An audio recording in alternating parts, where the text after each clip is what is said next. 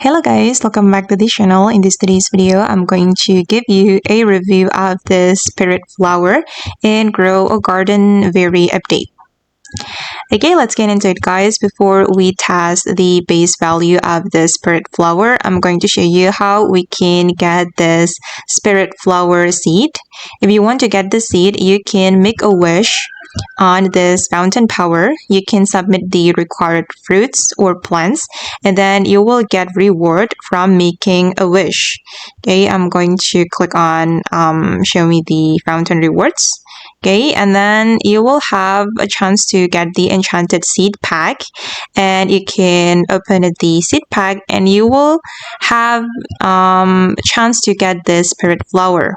And it's a mythical flower guys, so if you want to plant this flower on your garden, make sure that you prepare a big space. And then I'm going to show you how this flower looks like. Okay, this is my spirit flower.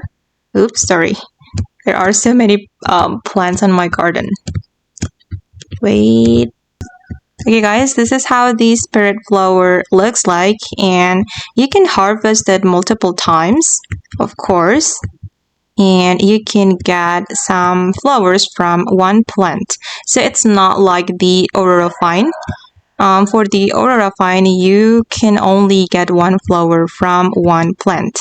Okay, and now let's test the base value of this flower. I'm going to click on how much is this worth.